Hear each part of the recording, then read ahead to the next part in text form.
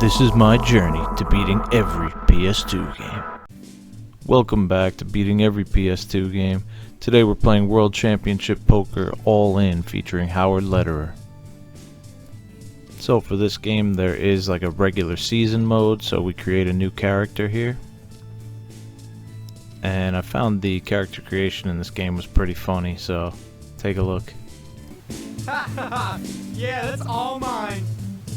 Mama said every dog has his day. Now I can show my power. It's easy to push you around. That's because you're a loser. Will someone shuffle those cards properly next time? Interesting bet there. What is that, a gold what? My first pot, gimme. The cream always rises to the top. You are just letting me run all over you, little man. So we ended up going with the Christopher Walken sounding voice, and there are a ton of options you could do for your accessories on your player. Like, I was really surprised for a PS2 game to have this much creativity in your character. The hats and face masks are wild.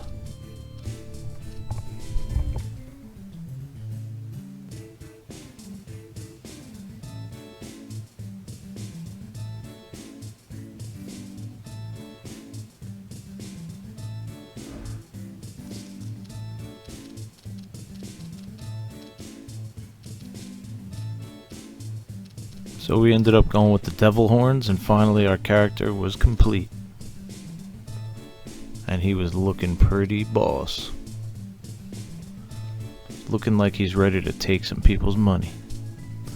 So yeah, we go into select our character and we go into the career mode. And they basically welcome us into professional poker. It says right now we're living in a cruddy apartment, but if you play enough you can move on to better and bigger apartments. So this is the main screen where you can choose where to play each week, and you could even go visit your pad. So we went to check it out, and it's like a one-room apartment, but eventually it gets better and you can store all your trophies here. You can also search the items in your house, and there's a leaderboard with all your stats. And there are also skill points in this game which come in handy down the line. A lot of them don't really do much, but as we learned through the playthrough, there's a couple of them that are really important. So we go into our first match. So this one is Gus's game, which is one of like the beginner tournaments you can enter. These guys are always playing, and as we learned, they're a bit of degenerate gamblers. Every time they get beat out and go bankrupt, they offer to sell some of their clothing or some of their furniture to get bought back into the game. And for those of you who don't know, this is a poker game, so if you don't know the rules of poker, I suggest looking them up. It's a good thing I was in a real poker mood when I started this game, because that's really all it is. It's just poker, poker, poker. So buckle in. So it turns out in this game, each of the computer players have certain playing tendencies, which once you play with them enough, it'll let you know, like if they play loose or aggressive or whatnot. So I don't think it really matters. Once you kind of figure out the AI in this game, you're able to win pretty consistently, because they bluff a lot, and if you go all in, you'll usually scare them out, or they're just bluffing. So this guy tried to sell me a giant happy button to buy back in for $200. At first I was just like, nah, I'm not gonna take your stuff, like I'm getting rid of you off the table, but then eventually I started taking all their stuff. But yeah, this is Gus's game. So we walked away with $1,500 after the first table, and we won the Robo Sapien trophy. So after playing for a while, we got a first skill point, and I learned that originally I was going to pick hand strength because it displays your hand strength, and felt like that was the best odds to do better in this game. But then I realized the lucky charms are definitely super important because you'll basically automatically win a hand the higher your lucky charm skill level is. And we have our first lucky charm, which is the rubber duck. So we went into our next match, the kiddie pool open, and here we go. So this is the first time I tried to use my lucky charm because I wanted to see what it could do. And it basically automatically gives you good cards that will allow you to win the hand. It doesn't always work, especially when your skill is still low, but once you get it to the max skill level on it, it pretty much always works. But yeah, I just went through this table, just knocking people out left and right. There's 52 weeks in the season, which is a year of poker playing, and we figured the goal for this game would be to win the poker championship as well as being the MVP of the poker league by the end of the season. So we had a lot of poker ahead of us as I continued to knock people out left and right. And then eventually we made it to the next day of the tournament. I was the chip leader after day one. And this guy got me good here.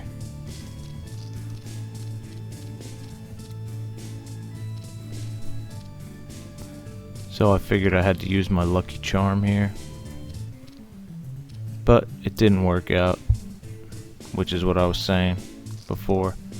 And we ended up coming in 35th place for the tournament. So I knew I had to get my skill level up on the lucky charm skill. So I just went back to playing. And this guy tried to sell me his car engine, which I happily obliged.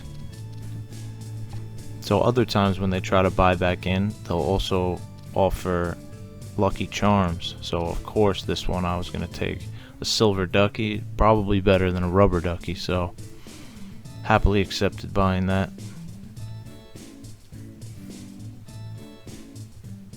And I ended up getting bounced out after that, but we got a new lucky charm. So then we went back to Gus's game in week 3.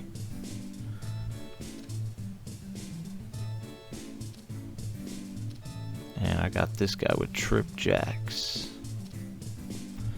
And then I quit out because I realized that once you knock someone off a table, you automatically get a skill point. So basically just had to knock 2 people off the table and to max the skill on the lucky charm skill. So I just went to doing that.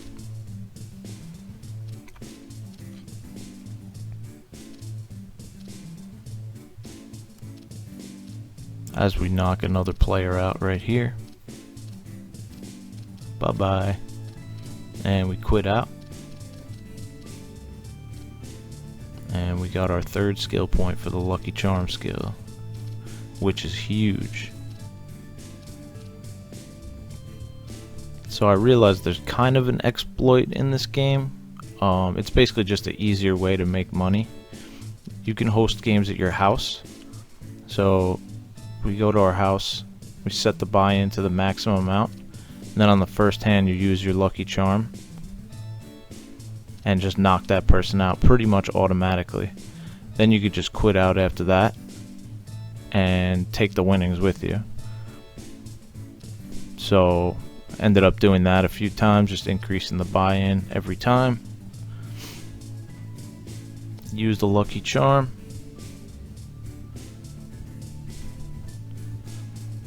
Knock out as many people as you can on the first hand. And walk away with your winnings.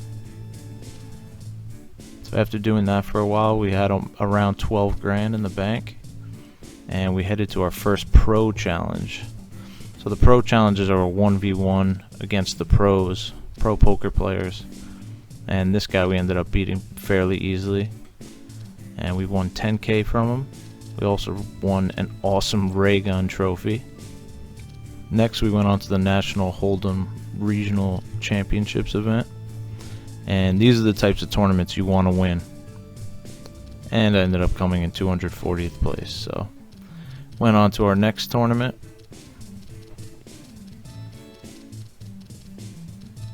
and we ended up losing here. Came in 91st place.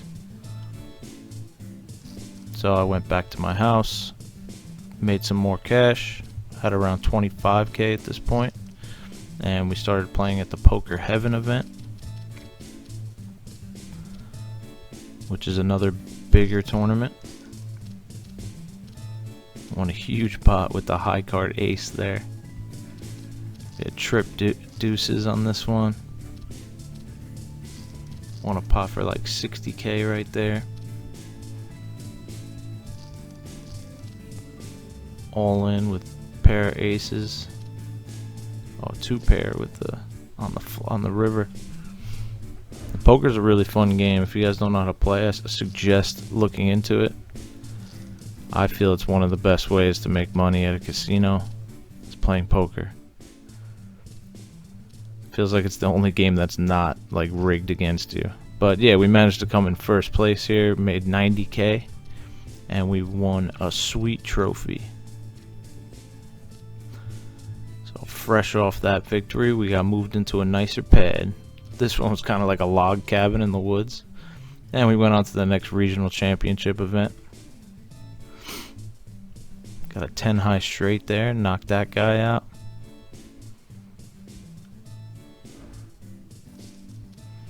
Yeah, sometimes you just gotta go all in on the flop. A two pair there, knocked out two people. So that's basically the name of the game. You really want to just knock people out as fast as you can, because these tournaments are long. Like they start around with like 250 players. So, and some of them last like 4 days. So you want to just cut down that time as much as possible, especially in a 52-week season.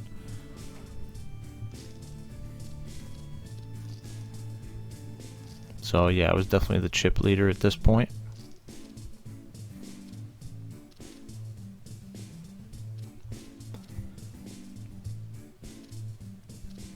And I ended up taking out the final player here with a pair of nines. Came in first place, managed to walk away with 279k and won a sweet trophy. So yeah, that's the thing. The more big tournaments you win, the more your cash stack will be. So right now I had about 800k, and you just keep trying to go to the bigger and better tournaments to raise your ranking over the course of the season. So I just included some of my best plays here, my biggest wins. Bang, two pair for 232k, knocked him out, and we made it on to the next day. So here I had an ace king, ended up going all in and got a straight, and we came in first place with $612,000 and a silver cup trophy, which is a pretty cool one. Went back to the pad to check out my trophies, and I found $76 just sitting in my portrait on the wall. The Obey poster, which was hilarious. And here we went to go play in our international tournament in Japan. I really like the vibe of this poker table. It's pretty cool. But we came to play. Got quad tens on the first hand, knocked a bunch of people out. Had a queen pair on this turn. Knocked Charlotte out. See ya, Charlotte. Yeah, and while we were playing, we were making funny names for the people we were playing against. And if you get a pair of aces in your hand, like, you're pretty set. the best hand you can get.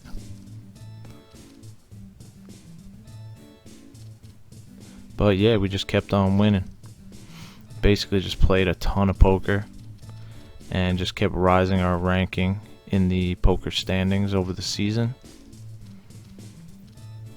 And I ended up coming in first place in Japan with 207k. Won a cool melted snowman trophy. And we went back to Gus's game just for fun. And this is where they really started selling me their stuff. This guy sold me his computer. This next guy sold me, I think this is another computer. I don't know what that is. But this is how big of a problem these guys had. They were just ready to pawn anything off just to buy back into the poker game. This guy's selling me his paintings,